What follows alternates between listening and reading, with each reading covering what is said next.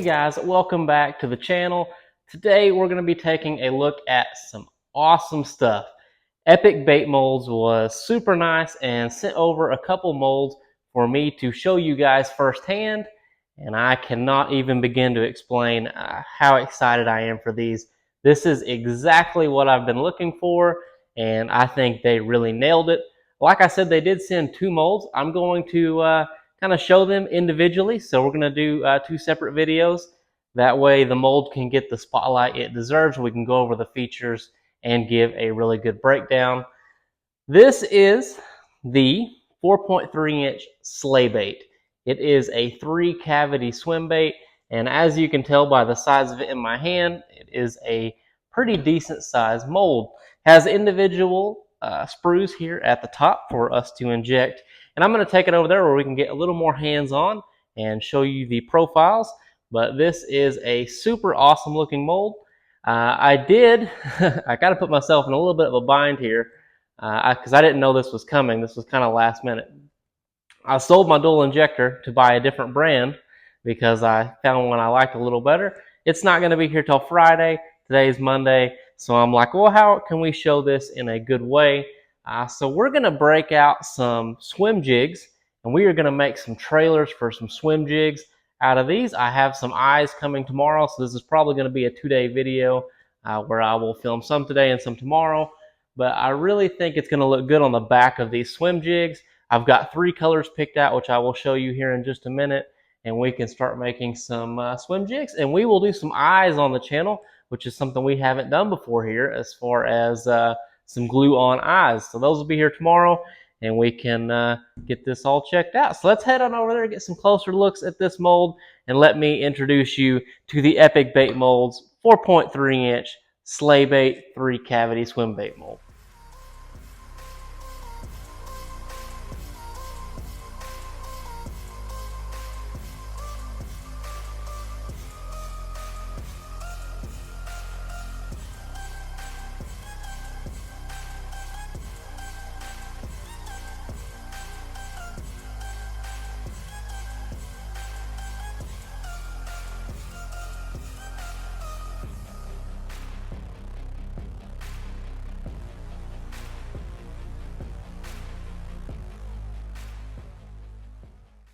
This is the 4.3-inch sleigh bait, 3-cavity. As you can see, absolutely beautiful finish apart from my fingerprints from picking it up. Really nice. Has the back and belly engravings for laminates, which we will be doing at the end of the week, so definitely stick around for that. It is a 3-cavity.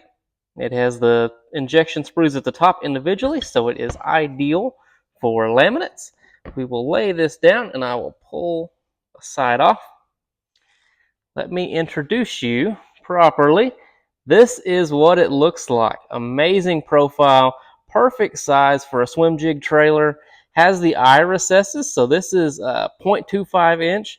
A good 6 millimeter should fit in there no problem. And these are going to look awesome. Let me show you the other side because it gets a little more complicated. This is the other side. As you can see, we have the hook slot deleted here, and we have the hook slot in here. So if you want the hook slot, just pull this piece out and flip it around, slot it in there, you have a hook slot. Don't want the hook slot and you just want a normal belly, do it just like that. Each of these have their own, and there is one at the top too that is screwed in. As far as colors go, we're going to make a monkey milk to pair with this white swim jig here. For this one, we are going to use our swamp moss color, and it's going to be basically a green and a black. And this is a Guggen Squad jig here, and I think because it's got this green pumpkin on it, we are going to do a little green pumpkin action. Let's kick this off with some of the swamp green. I've never shot this mold before, so this is going to be real first impressions. I just got this mold in the mail probably less than an hour ago. Okay. See how she shoots. Go ahead and burp my injector. Wow, that didn't take much plastic at all. I figured that was going to take a lot more. Okay. Yeah, it doesn't take much. Interesting. I really felt like that was going to take more.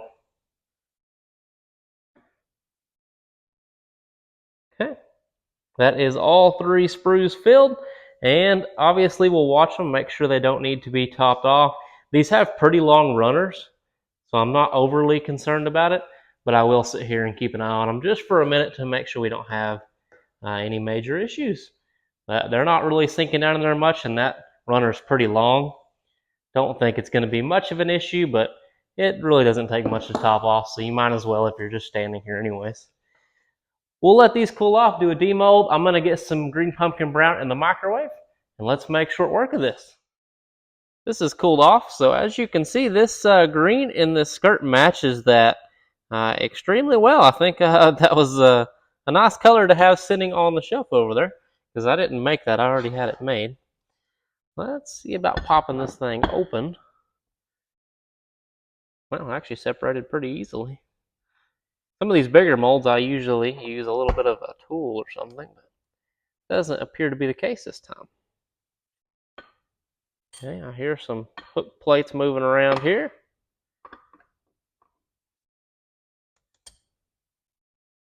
Oh my goodness. That is stellar. Look at that. Wow, that is going to pair awesome with that. Let's get out of this light and check them out over here where you can see better. Just check that out. That is going to be great. It is a touch darker than the skirt, but it is not bad. It's going to be a good pair. And I'm curious to see, obviously these didn't affect it any. Yeah, oh, there is a slot. Okay, perfect. I was like, I swore that hung down farther. It does. There is a little bit of a slot. You can see it right there. And that's going to be perfect for that hook coming out. Let's get these out of the mold real quick. We'll come back over here, and then we'll see how these come off the sprue. Obviously, they're not going to be hung up on the top slots very bad because it just came out perfectly. Look at that. That is awesome. Give it a little pull. Comes right off, no problem. That eye is going to fit in there perfectly. Going to look nice. And then, give you a little bit of a representation here. That is going to look great on the back of that swim jig. So there's one color. We'll set these aside. We'll get our other colors knocked out, and then we will do some awesome pairing with the swim jigs. Okay, time to do some green pumpkin brown for the other swim jig. After that first shoot, man, I thought the Flappin' Drax was going to be my favorite mold forever. I don't know. This one gives it a really close race. It's easily my favorite swim bait mold so far. I haven't shot the other one they sent, and it's a swim bait mold as well. So it may change how I feel about that, but so far, just wow. There is some green pumpkin brown pulled up. Wow. This mold shoots really good.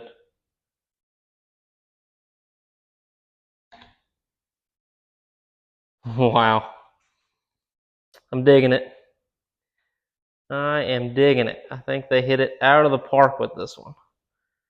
I didn't have to top the last one off, but the mold was cold, so maybe that might have had part of the results we had there, but we'll just have to see. I'll let you know if I have to top this one off or not. Now that it's been shot, the mold's warm. It's probably 90-something degrees outside, and it's pretty warm in here, so we'll see how that goes, if we have to top that off or not. It's pulling down a little bit, but like I said, these runners are pretty long, so I think we'll be okay with that. I'm going to get the monkey milk heated up for the white swim baits, and then we'll do a little demold of this green pumpkin brown. Okay, as you can see, it's sucked down there a little bit, but it didn't even reach the bottom, so I think they did a good job making these runners long. As far as the color goes, you can see that matches pretty good with that green pumpkin brown on this swim jig. Let's crack this thing open now, though. I'm so excited to do laminates. It kills me that I didn't wait another week to do that injector switch. But just telling by how, or just judging by how well these shoot, they're going to laminate extremely well, I think. Let's slide over here. Oh yeah, that is going to look killer on the back of a swim jig. Wow, what a great profile. That's gonna look insane. I cannot wait to hook these up on the swim jigs and check them out. This is definitely going to be a go-to on the swim jig trailers for me. I can't even wait to throw these on a swim bait head. Wow, what an awesome mold that is. All right, this is Bait Plastics Monkey Milk, but I've loaded it up with some white to make it a little bit brighter since that swim jig that I'm using for this is pretty white. I think it's going to look pretty good. There is a look at it up against the swim jig there. It's going to be a little more of a creamy white color, but that's okay. I think it's going to look just fine against that swim jig. On a little sidebar while we're opening this, I'm going to do my very best to have some sleigh baits and some of the other baits from the other mold on the store at the time that these videos launch. That way, if you guys want to buy some baits and see if you like the profile as much as you do, on the video as you do in person, you'll be able to do that. There is one. Pop that off of there. It's going to look pretty good up against that swim jig. I am digging that for sure. But like I said, I'll try to have some of these ready on the store. So now that we have some of these made up in some different colors here, let's start attaching these to some swim jigs and see how they look. Okay, check this out. I have got some different size jigs here, like the ones I showed you, but they're a little different size, and I did that on purpose. This is a smaller one. It's got the flat nose, really good for bouncing along the bottom. And that thing pairs awesome with that smaller jig. Just check that out. It looks great. And then we also have this green going on here, and this is a little bigger swim jig, the 3/8, and it pairs really nice with the green in this, gives it some really good bluegill vibes. And then the white one looks good. This would be really good if they were biting a shad pattern. And that gives us some crazy good options. Oh, I've shot a bunch of these. I even have some on a tray over on the other side of the shop. And I haven't had any issues, like not one that I've had to remelt. And considering this isn't vacuumed, I mean, that's pretty dang impressive with the venting. So what I'm going to do now is I am going to shoot a couple chartreuse ones. We're going to get some action footage. And depending on when these molds go live, as long as they don't go live today, hopefully we will have some eyes on these, assuming it doesn't go live today.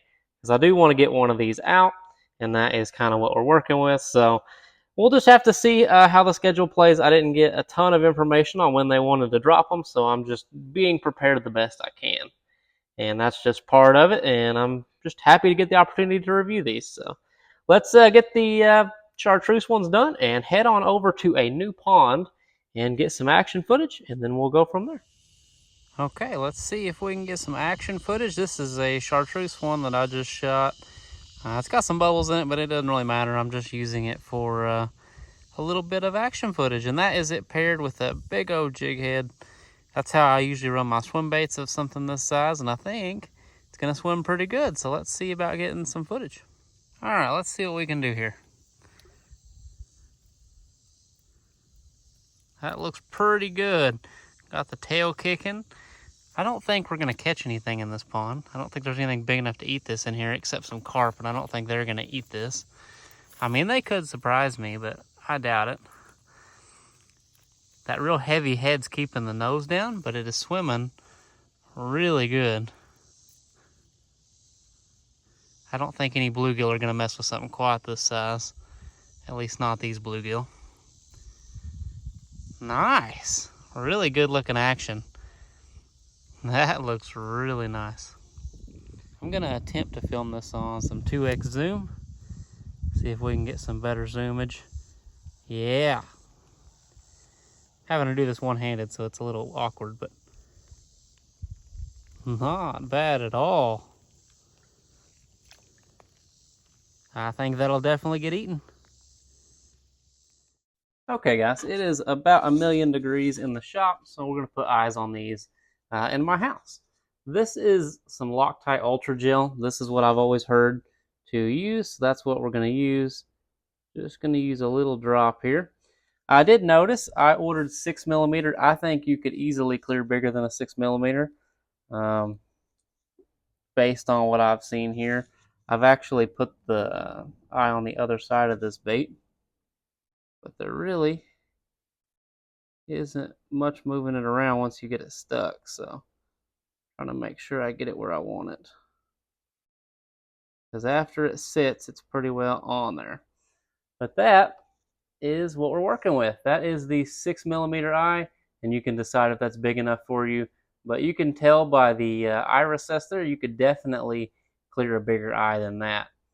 These are going to look pretty good though.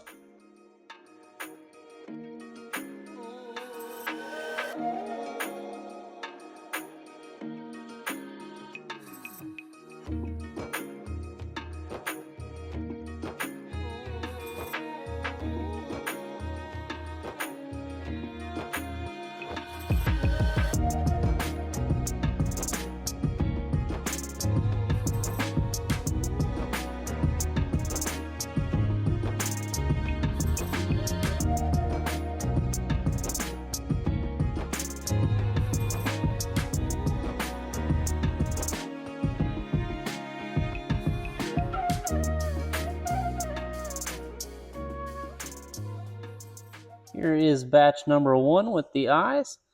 Kind of went with more of a green gold color eye for the swamp moss. And I used kind of a silvery brown eye with this green pumpkin brown. Here is batch number 2. As you can see, these have a little more red in them. I shot these off camera, and the green highlight comes out really nice in those. And these are the white ones. I put more of a gold style eye on them.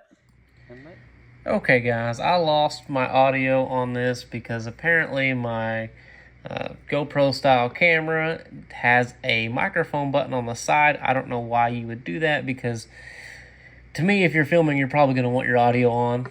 If you don't want it, you can obviously cut it out. But this is the slaybait fishing footage. We're going to just do a voiceover on it. That way it's just, you guys can have some context to what's going on. This actually wasn't a bad fish. This is the first fish I caught on it. I was throwing the green with the black flake, and I was just throwing it on a walleye style jig head, like a 3/8 or a ½ ounce. I'm not really sure which one. But yeah, I was fishing deep. This is 18 foot out here. I rolled up on a school of bass that were stacked up. And once I got anchor locked on them, the force kept us in place pretty good, and I was able to make a lot of casts at these fish. And there was a lot of them. Now, the bite was kind of weird. Here in a minute, you'll get to see my live scope of how they were stacked up. But yeah, pretty healthy fish. It did have some weird red stuff on its fin there, as you could see. I'm not really sure what that was, but a couple pound fish, nothing huge, but it was a good little catch, especially for a first catch. Here is those fish stacked up, like I was saying. They were like that all out through there, and they wouldn't necessarily hit the bait every throw, but if I could get 2 or 3 of them interested in it, they got into that schooling mentality and they would just end up smoking it. And I could almost call when they were going to hit it just by how all the fish around it were acting. This is a smaller fish here, nothing too impressive, but when I was hooking them, I was hooking them in the top of the mouth. I did lose a lot of fish this trip, and it's probably because I was throwing a heavier head. Here in a minute, you'll see me break out my bait caster, and I have a 3/4 ounce head on it. So when those fish are doing the head shakes, they can really use the weight of that jig head to throw that hook out of their mouth sometimes. It's real important to keep pressure. Here, these fish just kept hitting me over and over, and I guess they were short striking it. And then finally, they hit it right at the boat, and he comes off. Just one of those times of losing a lot of fish. Here's the bait caster. This is the heavier head. It was a 3/4 ounce underspin, but I cut the underspin off of it because it was just, it seemed like a little much. They didn't want the underspin, it seemed like today.